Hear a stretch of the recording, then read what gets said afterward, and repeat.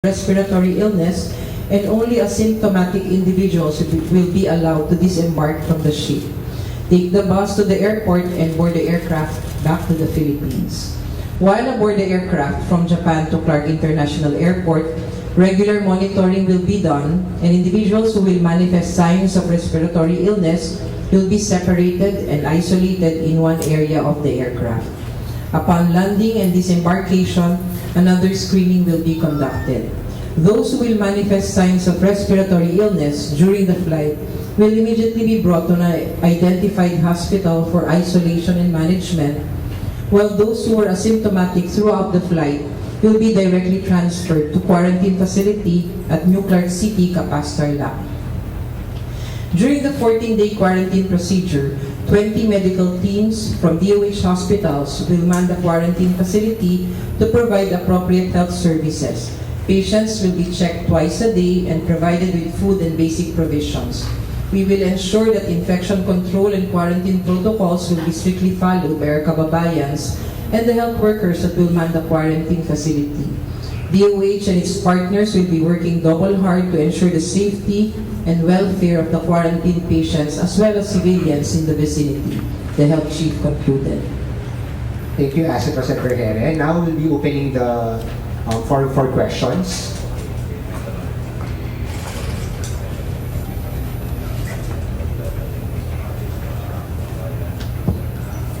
May update na po ba tayo dun sa contact tracing natin for the 3 original na positive cases? And parang at what date ba natin ko consider na safe na kasi lumagpas na dun sa incubation period?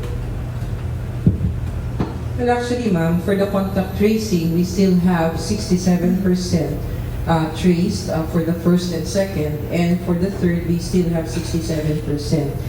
We have the same numbers as what we have reported in the previous days, and out of these 297 for the first and second contact that were traced, 221 have already completed their quarantine, and for the third case, about 90% already have completed quarantine. So how do we now state or determine if lakpas na dun sa incubation period?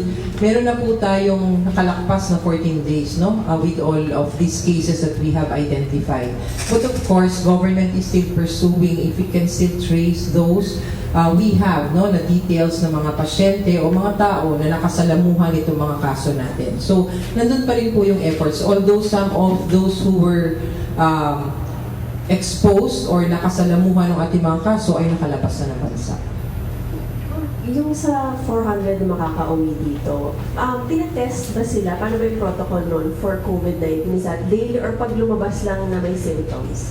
Yes, ma'am. Paglabas nila, bago sila mag-disembark from the ship, there is this protocol where lahat po sila ay itetest. Only those who test negative ang sasama at maipaparipatriate natin dito sa Pilipinas. Pagdating po dito sa atin, kung sino lang po ang magkakaroon ng simptomas during the 14-day quarantine, yun po yung i-repeat test natin pagdala sa kanila sa referral facility natin. Bago sila lahat lumabas ulit, itetest po sila. We have to make sure that all of them are negative before we release them after the 14-day quarantine period.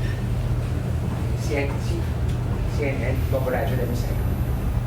Hi ma'am, good afternoon. Tristan from CNN Philippines. Question po sa repatriation plan kasi Foreign Affairs Secretary Teddy Bourchier said na tomorrow po on the 25th, and then si CAP Director Arcilia said that tomorrow nga raw po may dalawang flight na at 5 at 7 p.m. ang arrival. Do we have these details na po? Yes, sir. Actually, we have already finalized our arrangements. But as I've said even in the previous days, hindi po natin pwedeng i-divulge yung oras, no? So, meron po, kinukumpirma natin na bukas mangyayari ang repatriation. Dalawa po ang sasakyan, no? Dalawang carriers ang sasakyan ng ating mga kababayan galing dun po sa Japan. At sila po ay makakarating dito sa ating airport dito sa Clark, and then will be brought to the New Clark City facility. So definitely ma'am, tuloy po yung tomorrow. Yes, as of now that we have coordinated with the Department of Foreign Affairs as well as the information coming from the Philippine Embassy from Tokyo, tuloy po yung ating repatriation. Hi ma'am, good afternoon po. Regarding po dun sa number naman po, kasi diba 400 plus po. At by tomorrow po ba talaga natin malalaman kung ilan po out of those some 400 yung mamare-repatriate? Tama po yun, sir, no? Katulad po nung lagi namin sinasabi, hindi po kami makapagbigay sa inyo ng eksaktong numero sa ngayon dahil dun sa protocols na gagawin natin. Ang sabi po natin, lahat po ng 400 plus na overseas Filipinos will be subjected to testing. And also, aside from testing, ay sila po ay assess if they have signs and symptoms. So sa lahat po ng magiging positibo kapag ka-tinest, tsaka lahat ng merong signs and symptoms prior to disembarkation, ay iiwan muna po natin sa Japan para sila po ay magamot o di kaya ma-quarantine. So hindi pa po natin mabibigay ang eksaktong numero sa ngayon. By tomorrow, with the final arrangement, protocols completed, doon po natin malalaman kung ilan po talaga ang pumasa doon sa ating screening procedures. Pero ma'am, yung mga positive ngayon na nasa Japan pa for quarantine, hindi po muna sila makakasama bukas for quarantine. Yun pong mga positibo, yung 59 natin, sila po ay nasa hospital facility at binabantayan at ginagamot po ng kanilang karamdaman. Hindi muna po sila makakasama. Kailangan muna po silang gamutin kapag sila po ay nag-test na ng dalawang negatibo within 48 hours apart. Tsaka po sila pwedeng bigyan ng clearance, no? At syempre, wala na dapat silang symptoms kapag nagkakaroon. Kung may arrangements po ba doon ng Philippine government at ang Japanese government when it comes dun sa mga maiiwan po na positive? Definitely. The government of Japan has assured the government of the Philippines na aalagaan ang ating mga kababayan habang sila ay ginagamot dun sa mga pasilidad na meron tayo sa Japan. Yes. Thank you po. Recycle.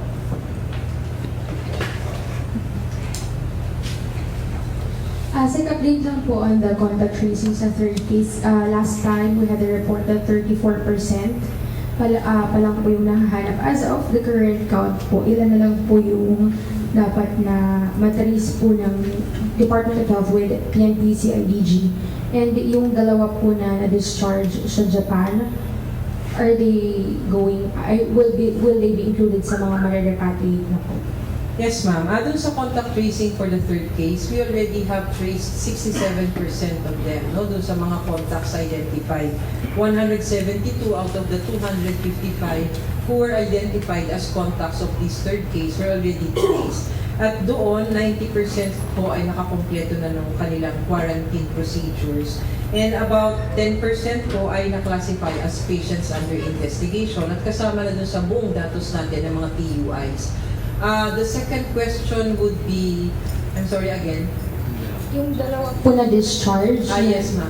The two discharged persons who were admitted because they had COVID or they were positive for COVID-19, sila po ngayon ay nakikipag-coordinate tayo through our Department of Foreign Affairs with our Philippine Embassy para sila ay makauwi na. Pero hindi po natin sila isasama dito po sa ating carriers for the repatriates. No? So, they would be going home on a separate carrier at aside po sila dun sa gagawin nating repatriation tomorrow. And ma'am, yung 14-day na nakakomplete yung quarantine period sa NCC, yung monitoring po sa kanila, will there be a strict monitoring pa rin po sa kanila? And paano po yung coordination sa mga LGUs to watch out for them? Yes, ma'am.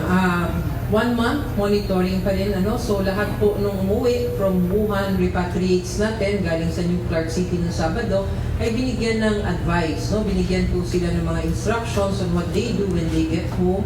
Tayo po ay magmamonitor pa rin sa kanila through our regional offices, coordinating with their respective local government units. Para po sila ay ma-follow up pa kung sakasakaling dumating yung panahon within that 1 month na makakaranas sila ng mga simptomas, sila po ay agad-agad na pupuntahan ng ating personnel.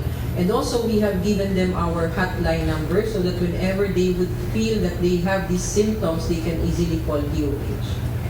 Sorry, last one po. Yung sa contact tracing po dun sa natitira sa third case, ano po yung nagiging challenge natin? Aside from the erroneous information, since you have coordinated with Commission on Elections already, ma'am? Yes, ma'am. Because the details were really incomplete. Doon po, no, kahit na tawagan natin kahit na nakatulong na natin ng COMELEC, nakatulong na po natin ng ibang ahensya, and because yung listahan po na ibinigay nila, no, yung mga detalye nila na ibinigay ay talagang incomplete or erroneous, kaya hindi na ho natin sila mahanap. Ang patanong lang ng test namin, satisfied daw po ba kayo sa handling ng China sa coronavirus, yung reaction? Reaksyon ng China sa... Hindi sa Philippine government po, sa DOH po, are you satisfied with the way China handling yung COVID problem nila?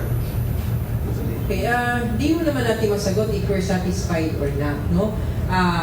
Ang may mga basihan po na ginagamit para masabi natin kung up to par ang ginagawa ng isang bansa para sa pagkontrol ng COVID-19.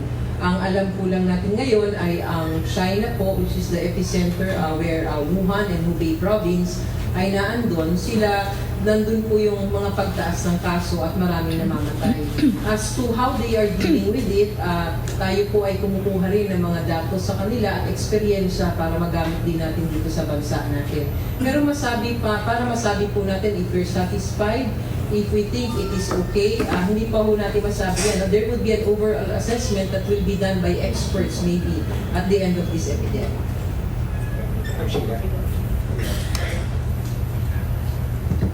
Kung may data kayo, ilang Pilipinos abroad yung infected? Yung latest yata yung sa Singapore?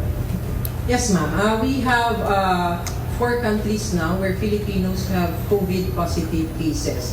So in Japan, katulad po nung sinasabi natin, no, in our cruise ship, we have 59 Filipinos who tested positive for COVID-19. Sa United Arab Emirates, we have 2 cases. For Hong Kong, we have 1 case. And for Singapore, which was the most recent one, we have 1 case. Anong status nila? And may meron pa silang biyahe dito sa Pilipinas recently before sila na-infected. Ano po yung profile? Okay, for the Hong Kong case po, ito po ay isang domestic helper sa Hong Kong kung saan po ay nag-alaga siya, no? Nag-aalaga siya ng isang tao na later on turned out to be positive also. Wala po sa history of travel during the past 2 weeks or 14 days bago siya na-identify, no? She is now in stable condition and being taken care of by the government of Hong Kong, no? Doon sa isang facility nila doon. For the United Arab Emirates, we have 2 cases. Yung unang kaso po natin ay isang 43-year-old male. Pumunta po siya sa ospital kasi nahihirapan siyang huminga, no? And when he was admitted, he was already intubated. Ibig sabihin, naka-respirator na siya. So ngayon, ang report sa atin ng ating embassy doon, unstable yung condition niya. Yung pangalawa nating nasa UAE is a 34-year-old male at siya ay merong positive na COVID-19 and he is now in stable condition according to our embassy in UAE. The 4th case from Singapore is a permanent resident of Singapore. He is a 41-year-old male, wala siyang travel history sa China, and he is now confined in one of the facilities in Singapore, and as reported, he is in stable condition.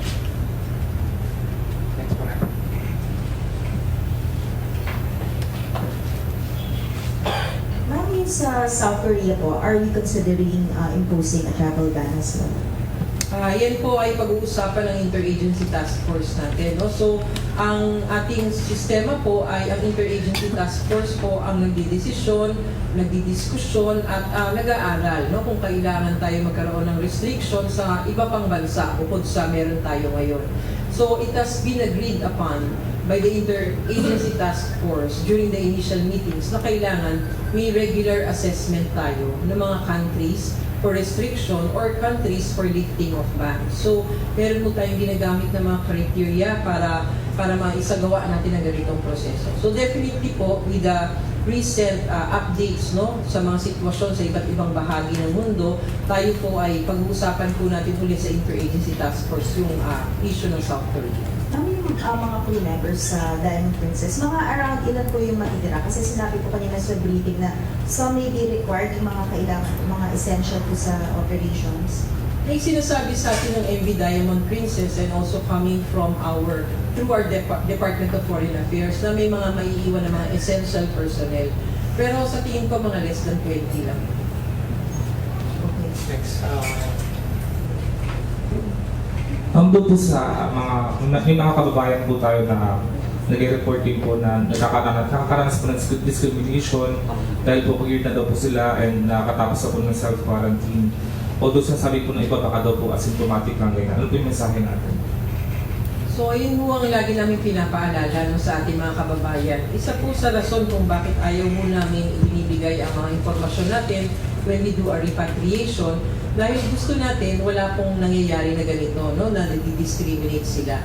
Lagi po natin tatandaan, kapag ang isang tao nag-test negative na po for COVID-19, kapag nakatapos na po siya ng quarantine period niya, wala na po siyang signs and symptoms, hindi na po siya infective at wala na po tayong dapat ikabahala kung makakasalamuhan natin itong tao ito. So once they are certified, and they are being certified pag nakakatapos po sila ng quarantine nila, sila po ay hindi na nakakapanghawa sa ibang tao. Clarify ko lang po muna, yung pong mga dalawa na positive cases from cruise ship, pag uwi po nila dito, will they still be undergoing another 14-day quarantine? They would just be monitored. They would be considered as persons under monitoring. So itong persons under monitoring natin, ina-advise natin sila to do self or monitored self-quarantine. Kung saan, pwede naman sila sa bahay na lang. They can easily call us if they exhibit signs and symptoms. And our local governments and our regional offices will be monitoring them as well. Tapos yung sa travel ban, yung sa South Korea, you answered na po. Will the same answer apply dun sa Singapore? Yes. Yes, it's going to apply for all countries aside from what we have right now for China, Hong Kong, and Macau because we have standard guidelines for that. Yun lang po sa guidelines po nila. Can you just give us some criteria dun sa pag-decide po nila which country will be imposed travel ban and yung sa lifting po? And when po magde-decide yung IATF with regards dun sa, at least dun sa 2 countries? Yes, nung una kaming nagdesisyon no, yung para sa lifting yung sa Taiwan, ginamit natin no, itong mga metrics na ito katulad ng volume of travelers no, coming to Manila, coming from that country. Pangalawa, of course, yung burden ng infection sa kanila. Pangatlo, yung risk of exposures. No? Kailangan natin ma-consider din yun. Pang-apat, ginamit din natin yung stringent protocols ng isang bansa. So halimbawa, sa Taiwan, kaya natin siya na-lift because the government has assured us of this very stringent or very strict protocols for infection control. Pinakita nila sa amin kung paano yung mga pumapasok sa kanilang bansa at lumalabas, kung paano sila nasi-screen at kung paano na maintain yung infection control dun sa kanilang environment. That's one of the reasons why we have decided, or the IATF ay nagdesisyon para i-lift yung ban sa Taiwan. Yung when na lang po magde-decide yung IATF? May meeting ang IATF on Wednesday. Ngayong hapon po, meron pong Interagency Task Force Technical Working Group kung saan pag-uusap-usapan na ang mga technical matters. Sa Miyerkules po, may regular meeting po ang Interagency Task Force kung saan yung mga issues natin na tinatalakay ngayon no, ay pag-uusapan. Ma'am, yung sa Israel po, yung bagong nirepatriate na galing daw ng Diamond Princess, nag-positive sa COVID-19. Pero nung ita sila before sa Japan, bago kunin ng government nila, negative daw po sila. So, ibig sabihin, nagbago na po yung period para malaman kung pwede mag-positive or negative sa virus.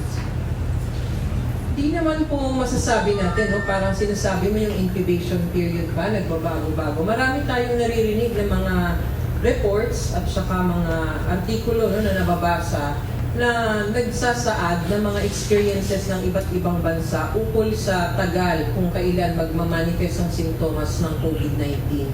So pag nakita po natin, may mga range po. Meron pong iba as short as 6 days, meron naman as long as 27 days ayon sa mga articles na meron tayo ngayon at pinapublish nila.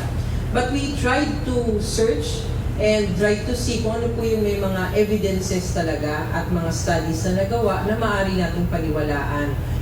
Meron po kaming nakuha that was issued and published where they have studied yun pong incubation period among several patients. At pinapakita po dun sa pag-aaral na yun na hanggang sa ngayon, it's 0 to 14 days pa rin po. And also, World Health Organization and even the Center for Disease Control of the United States still has not revised their working incubation period, the 0 to 14 days. So, ngayon, ito pa rin mo ang ipinatutupad natin dito. But of course, in that eventuality na biglang lalabas yung ebidensya na talagang nag-extend na ang incubation period to more than 14 days, we are prepared for that. Okay, last two questions, planting and then...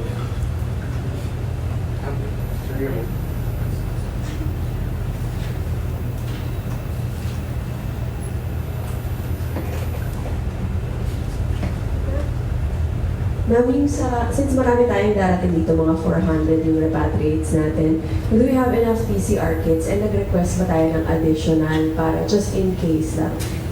Yes, ma'am. We have enough PCR kits with our ITM, and there was this most recent procurement, and they're just waiting for deliveries of about 19,000 kits. Last question. Ma'am, yung mayor po ng Kapastar Lab is requesting na baka naman daw po pwedeng hatiin yung number ng mga crew members na dadalhin doon. Masyado daw po marami yung sinasabi po natin around 400. May concerns po sila? Yes, ma'am. Actually, nakuha namin po yung ganong rekomendasyon galing sa ating local government officials. And sa pag-aaral at pagdedesisyon ng ating interagency task force, hindi po natin napagbigyan yan because of public health reasons. Ang isa pong malaking rason ay dahil ayaw po natin na mas tumaas yung risk of exposure of other individuals because we are going to distribute them in different areas of the country. Dahil yun palang mong pagka-transport sa kanila, pagpunta dun sa identified facility ay magiging very tedious na, and the exposure or the risk of transmitting, if ever there are infected individuals, ay magiging malaki. Kaya ang sabi natin, this is a special case na hindi natin muna mapagbigyan ng ating local government official. Dahil gusto natin, makontain muna natin, masiguro natin na very minimal lang ang exposure ng ibang tao dito sa ating mga repatriates, and we just end up 14-day quarantine period, no? If ever there would be this next repatriation, baka po doon i-consider natin, makikita natin kung maaari natin is already feasible. But for now, it is not rational and it is for public health reasons. That's why we have decided, IATF has decided na isang facility lang for everybody. Ma'am, may dapat po ba silang ipag-alala kung ganun man kadami yung dalhin sa New York City?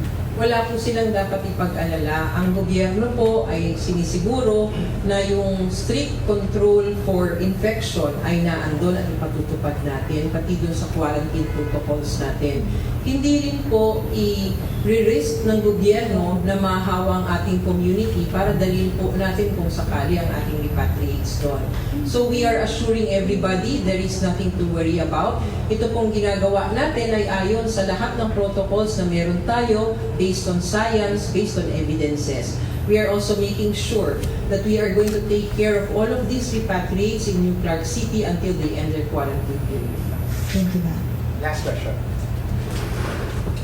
Hi ma'am, balikan ko lang po yung sinabi kanina about dun sa Israel na nag-negative siya pero nung paglipis sa country nila nag-positive. May findings na po ba yung World Health Organization kung may possibility ba na nag-negative ka tapos magpa-positive ka? What are the chances po na magkagalan ng case? Pero sa ngayon, wala pa po tayong exact data, no, para masabi ko sa iyo in a very accurate manner na ang statistics for false negative or false positive is like this because lahat po pinag-aaralan pa sa ngayon. Pero makikita mo natin sa iba't ibang single experiences, no, from other countries na meron talagang nangyayaring ganito. And even here in our country, dun po sa third case natin, the person initially tested negative and then turned out positive and then negative again. So, hindi mo natin masabi, no, if it's a factor of laboratory, kung meron mo tayong naging problema, kung nag-false negative or false positive man, o talagang ito ay isa na sa nakikita nating para bang component or characteristic nitong virus na to. So, sabi ko nga, lahat po pinag-aaralan sa ngayon, we just take note of these experiences. Okay, thank you very much. So that concludes our press briefing today. We will be advising our major partners for our next event. Okay, Radyo Man Joyce. Tomorrow probably will end.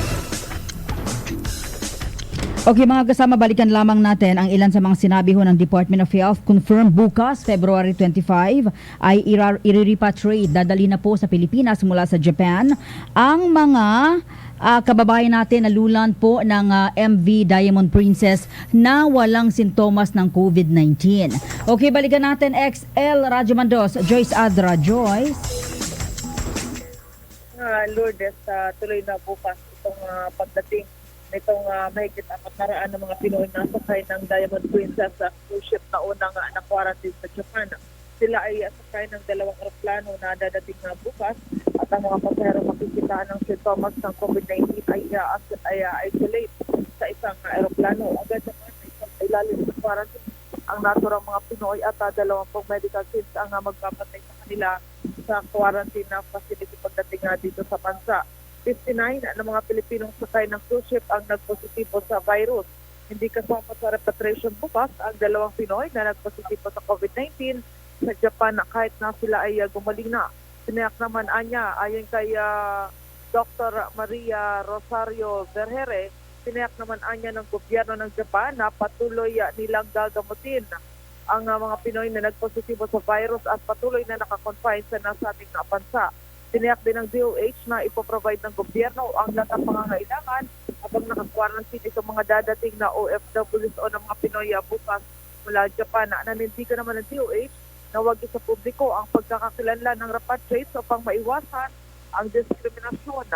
Pag-uusapan pa rin na anya ng Interagency Task Force kung magpapatupad naman ang gobyerno ng Pilipinas ng travel ban sa South Korea sa harap ng mabilis na pagtaas ng kaso ng COVID-19 doon. Kinupirma naman nitong si Health Undersecretary Vergere na 2 OFW sa Hong Kong at Singapore ang nagpositibo sa virus. Ang isa ay nag-alaga sa isang pasyente na positibo sa COVID-19 habang isa naman ay residente ng Singapore.